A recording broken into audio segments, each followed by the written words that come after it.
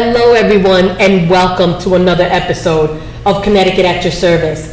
My name is Carmichael, and I serve as your host. And we come to you live each Tuesday at 6:30, where we feature individuals in the community that are making a difference through their work and that they're looking to help entertain us, engage us, and educate us. And today is no different. Today, I am so proud to welcome my friend, my sister, my leader in the community, Miss Sandra D. Carmichael. Sandra, how are you? I'm great. How about yourself? I'm doing amazing. Thank you so much for having us here. We were at a meeting earlier today, and you brought some of your baked goods. Yes. And you're a baker and an entrepreneur, and we have so much to unpack today. And I'm surprised you didn't bring me anything. I know I had some earlier, but still, it's the love. So I want to dive right in. Tell me a little bit about you, your family, and kind of your coming up story, because you have a master's degree, you're like a business coach and all that, and you're a baker. You have like all these things. So baking is what I want to focus on today. Okay. So tell me a little bit about that journey. Absolutely. So again, my name is Sandra Carmichael, and I'm originally from Stamford, Connecticut, and we've been living in Bridgeport for over 30 plus years now. And coming into the city of Bridgeport has opened up many opportunities, especially after going through PLT, Parent Leadership Training Institute, back in 2004. So you and I have been knowing each other for a long time. And that has been a game changer for me, as well as my family, and opening up so many doors in the community and just allowing us to spread our wings and just fly and soar and meet amazing people like yourself, as well as others in the community, and just be that change agent in the community. And I think that one of the things that I celebrate about you is that kind of entrepreneurship and all that is like a family thing. Like, you're the baker, your husband's a DJ, your kids have photo booths and all that kind of stuff. Yes. And I love that. So I love your baking coming up story. So tell me a little bit about that, and then we'll show a little archive that I dug up. Okay. So again, I am self-taught, and I have obtained recipes from family members, friends of the family, and so on and so forth. And I've taken those recipes and I've tweaked them and made them my own. And making them my own, family members and friends has encouraged me and motivated me to continue to do that process over almost 30 years now. And I've been doing that and have been sharing the wealth and just sharing the product with so many great people, whether it's generational, grandmothers, mothers, children, grandchildren, and so on and so forth. And even when I go to events, I bring product with me because I want to share with all. Except for today. You see this? Where's the love? Where is the love? But anyway, food is just absolutely fantastic. And I think one of the things that you didn't say is that, like, you're a mentor too. There's other bakers in your family, because I was like digging into your Facebook page and I saw that you go to your family's events. They also have like cupcakes and things like that. So it really is a generational family affair. So how did you, because I know you were baking before, but not formally as a business. What kind of got you started? So again, just taking my mother and grandmother recipes and perfected them, and getting the motivation and encouragement from others with the ums and the ahs, and you really want to think about really doing something with it. So I just took it upon myself, because my mother actually was a baker. I used to get a birthday cake every year, and she would make and decorate my own cakes. So I got the domesticated piece from my mom and my grandmother, and I'm just rolling with it and just having a lot of fun with it. And tradition almost, I know that my mom is probably watching, so I got to give her a shout out. Yes. I'm not going to tell you how much over 50 I am, but my mom has gotten me the same birthday cake all 50 plus years of my life from the same bakery. So I know that tradition and family and all those things are really important. Absolutely. I dug up a little something that I want you to tell us a little bit about. So tell us what's going on here. So the picture to my left is my first KitchenAid mixer that I received from my husband back in 1993 as a Christmas present. And with that mixer, that's how it all started. It started with me just, again, crafting my craft and just making these wonderful products from that one KitchenAid mixer. And that KitchenAid mixer actually took me years beyond after purchasing that mixer until it was time for me to replace it with a new one, another KitchenAid, of course.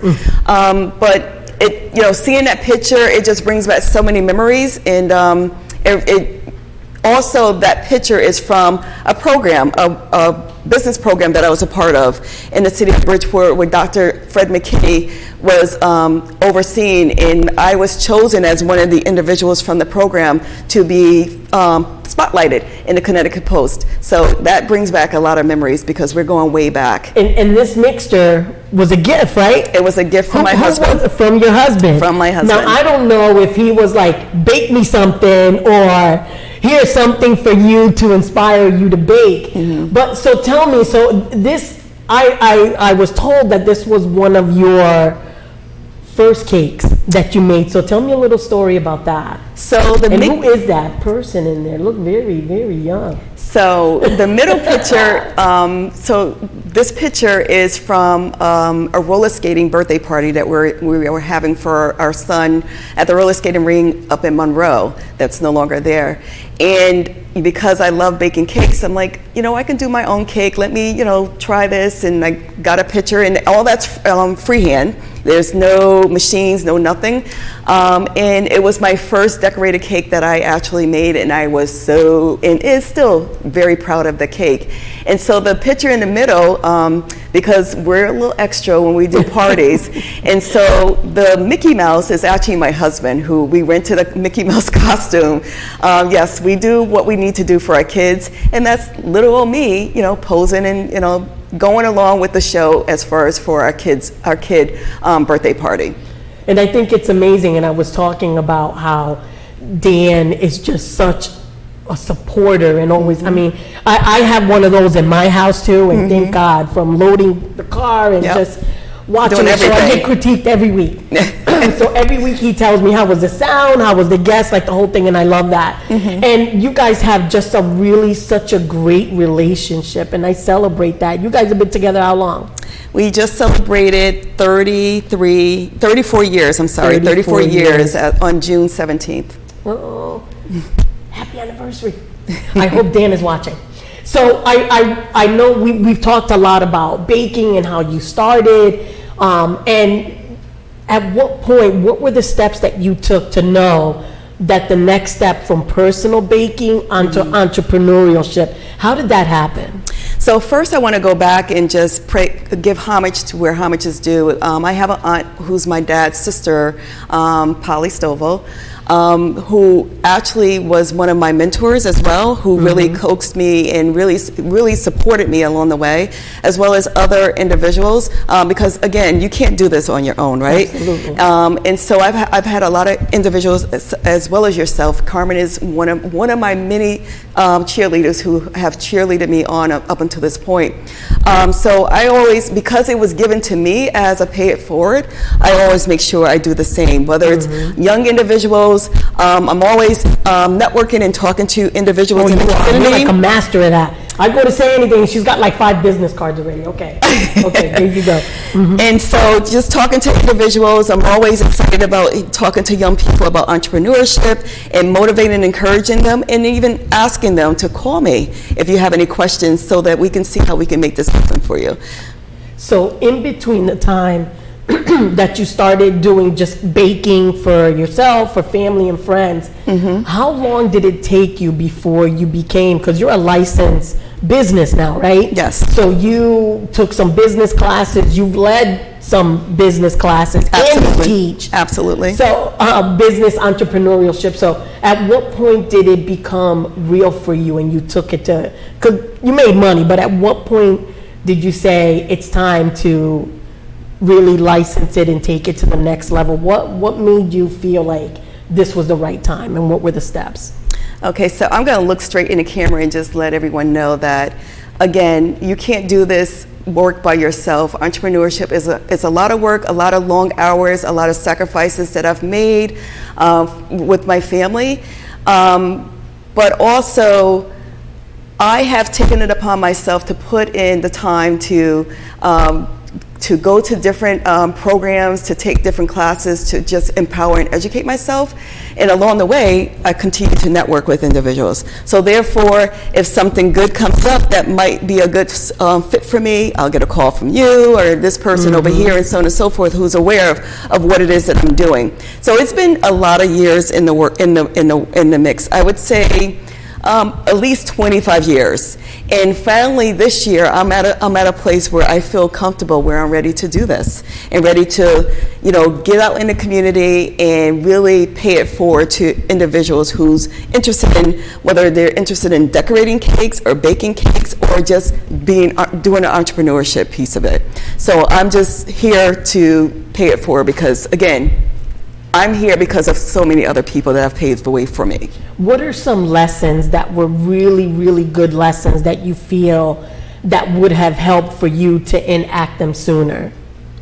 So you said it took you like 20 years, right? Yeah. So again, for me, being a little afraid to approach people because being told no, or believing in myself more and trusting myself more. Also, just being organic about what it is that I want to do and being that dreamer. Because when you're passionate about something and really love what you do, it doesn't feel like work, right? And people see it as that. Yes. That's a labor of love. Yes, absolutely. And so when I get to bake a product and people get to, and really salivate over my product, that makes me want to go in the kitchen and do more. And I do my best work, whether it's 2, 3 o'clock in the morning, believe it or not, versus, doing your regular standard hours. And you do other things in your regular life, so yes. it has got to be like a labor of love. Absolutely. We have another picture that you were in an article in the paper, and it was through Fred McKinney's minority business program. Absolutely. That you were featured. So, yep. And let me tell you, I have had your red velvet, so I'm mad you didn't bring me any, but I love it. So tell me a little bit about, and I couldn't put the whole article because since it was a while ago, it was kind of dark. Yep. But I think when you talk about the fear of having people see you and maybe judge you, because the article was really phenomenal. Tell me a little bit about kind of how that went down and what am I seeing here? Again, your mixer. So going back, prior to getting to this stage, again, I was in this amazing program. Someone actually left the material on my desk at work, and because I had never heard about the program, and I knew immediately that it was something that I was interested in doing. And because I go in 115% whenever I'm doing anything, whether I'm in a class or what have you, Dr. McKinney saw something in me and chose me as well as another business owner to be spotlighted in the Connecticut Post newspaper. And so Connecticut Post reached out to me, scheduled an appointment to come to my house, and saw me in action as far as mixing my #1 cake, which is the favorite of the red velvet, and putting it in the oven and just doing various things that I was coached on doing as far as him being able to get the pictures that he was looking for. I think that's amazing, and you still owe me a cake.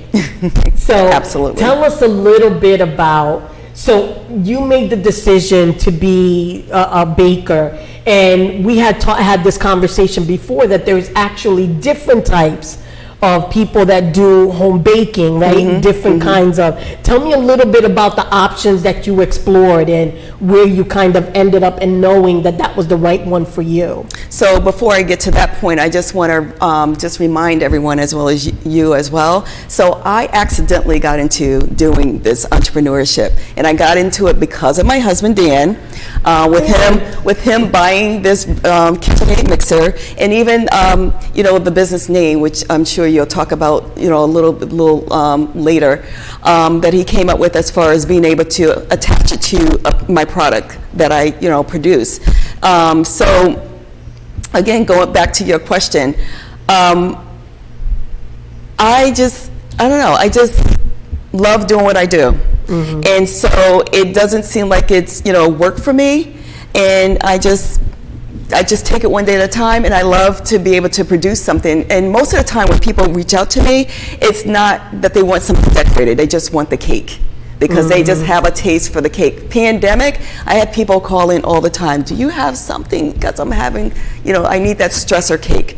And so I would produce it for them and offer it to them and send them on their way, as well as have these amazing conversations. So along the way, I get to have these conversations when I'm baking these wonderful products with individuals, because I know a lot of people because of the different things that I'm involved in the community, and I get to have these amazing personal conversations, or just conversations in general, where now I would like to take this and create a book as far as testimonials, as far as people's stories, and so on and so forth, because it goes from the oldest to the youngest now. I think the youngest who actually recognize my product from the box. And a mom just shared with me not too long ago that she bought it, her mother actually received the cake from me and brought it, for their dinner, and they opened up the box, and it was a pineapple coconut cake and not the red velvet. And so the little kid just had a fit, to where they had to reach out to me and request that I make him, something for his birthday. Yes. Absolutely. So there's people that have a gift. There's many people in our community that have gifts for everything. Decorating, baking, houses, whatever it is. We have a lot of talent in Bridgeport. And Sandy, this show is especially featuring individuals like you that take their passion, do a business, but then create something beyond that to bring families and communities together. So when you were exploring kind of the kitchens, we had some discussions about that. People can choose their next level of whatever it is, right? Commercial kitchen, rented kitchen. You even explored something that I hadn't heard of before, which was called a cottage bakery. Correct. And tell me a little bit, because I've just been intrigued, because I thought that if you were baking out of your house that you could automatically do that, but so as a cottage baker, there are some restrictions as far as what you can and cannot use in order to be considered that cottage bakery. And I didn't want to be confined that way, because I want to be able to produce whatever it is that I want to produce, because I'm always being creative. I'm always trying different things and different frostings and using different ingredients. And so I decided that I wasn't going to go that route. Because I didn't want to be confined to one way of doing something, because I'm creative and I like to create outside the box. And so with that being said, I pursued it for a number of years and made the final decision this year that, that's not for me. And I'm sorry. That's okay. I think that the great thing about entrepreneurship is that you don't have to fit into the shoes. You have to do what works for you. Absolutely. In that you are following your heart, your spirit, your I almost want to say as a calling, and so I don't know how much you can give away, right? But the way you bake is so fluffy. What I don't know how much you can give away, but what is special about your technique or whatever that gives, it's like it doesn't even weigh anything. It's like, I think it's really great, and I'm sorry you didn't bring it. Did I say that enough? So what is it special about what makes your product special? So first of all, you have to enjoy what you do. Second of all, you have to use the best of the best. I don't skimp when it comes down to my ingredients, because if I'm going to eat it, if I'm going to serve it to my family and friends, I want it to be the best, the top of the line ingredients of everything. So therefore, I'm spending a little bit more money than what you normally would, and every individual ingredient is poured into that mixer and mixed together to bring about whatever product that I'm bringing about. And it's made with love. Totally with love, but also with my generational of family in mind, because I don't want to disappoint them as well. And me, I'm always about perfection. I'm always about the real deal, and I don't skimp when it comes down to anything that I do, because that's just who I am and at the level that I'm at, because those things are very important to me. But again, I'm self-taught, but I've been in the kitchen with a lot of older family members and friends, and so you learn the trick of the trade, and you learn how to do things even better than what you've learned. I love all of that. So as a business owner, And I have had many business owners on the show, and they traditionally tell me the same kind of like pitfalls, lessons that were really good. You bring a different element to that, because not only are you an entrepreneur, but you also have done business coaching where you've helped other businesses launch off the ground. And what are your top like 3 things of advice? It doesn't have to be baking, but just your top 3 things that are really important for small businesses looking to start and grow within our city and our state. So the first thing I would like to share is, don't be afraid to pick up the phone and call another business owner who's successful that you know of. Because we as entrepreneurs, we love to share information, because it's all about empowerment. We want everyone to win. However, it's a lot of work, and you have to be committed to put the time in and make the sacrifice. That's the first tip. The second tip is, don't be afraid. You cannot be afraid to do something that you're passionate about, because first of all, it's not going to feel like it's work. Second of all, expect to, have sleepless nights. Expect to, feel like you're overwhelmed, or feel like, you're not moving fast enough, but give yourself the time, because it's a journey with being an entrepreneur. And the last thing is just to trust and know, when you know that you know that you know and it feels right for you, trust yourself. And don't allow anyone else to detour you in any other direction, but trust yourself and put a plan in place and follow that plan. And I love that. And that's almost like take the first step in the believing in yourself. And one of the things I tell people all the time is that there's enough business for everybody, and because you kept saying that your work is generational, makes me think that your network is those people that love you and buy from you and want you to bake for them because they know what you make. They come to you repeatedly, right? So you've said that you've done what other types of cakes have you made? Is I know that your specialty is the red velvet, but what else? So red velvet is my #1 cake, but I also can create anything basically. I do pistachio, I do German chocolate, pineapple coconut is coming like in second place.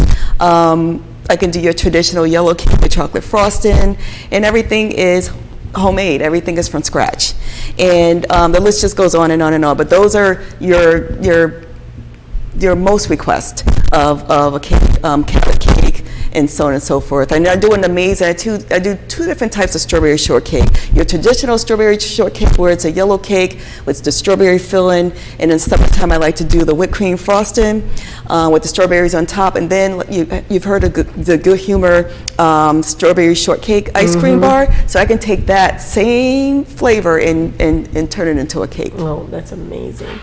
So you so one of the things I definitely want to talk about, because we talked about being a baker, being an entrepreneur, and then giving back to the community. You did an event for a cancer, and I'm sorry that I don't have the picture, but tell me, because you were doing some special things with the things that you baked, right? Yes, that's correct.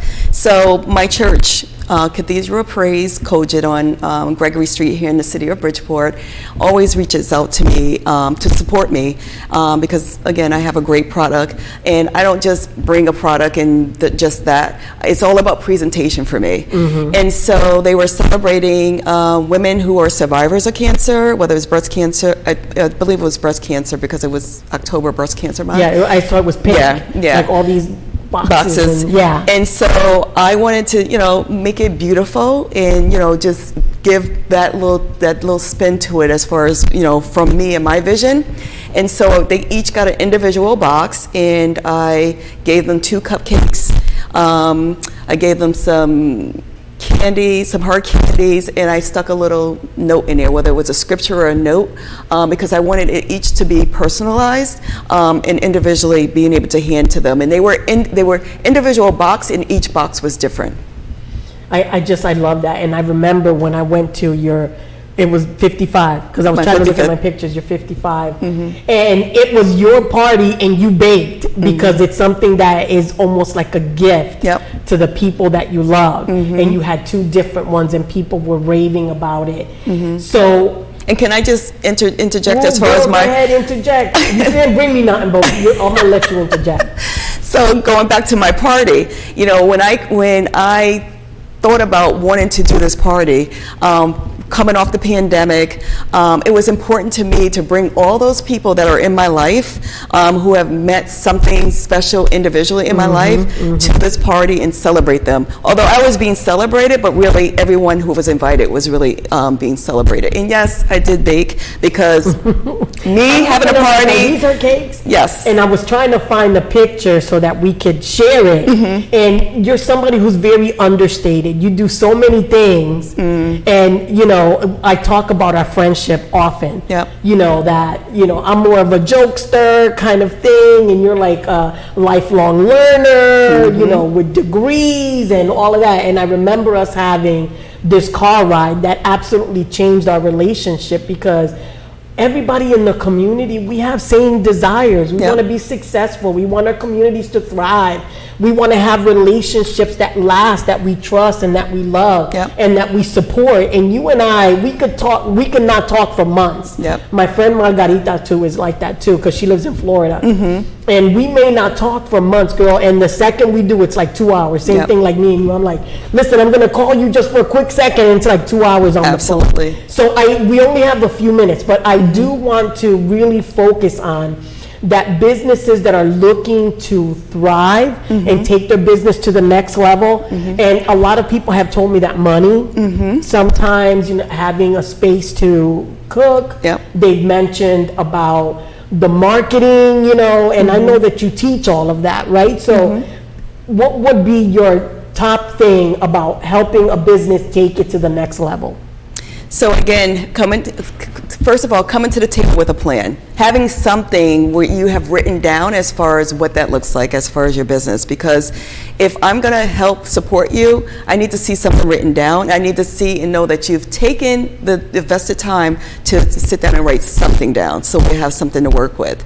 The second thing is, you know, showing up on time, and taking the time out to figure out what that looks like for you once you connect with someone, whether it's a mentor or some kind of support, so that that person can help, you know, you along the way. Also, again, just going back to believing in yourself. That is amazing.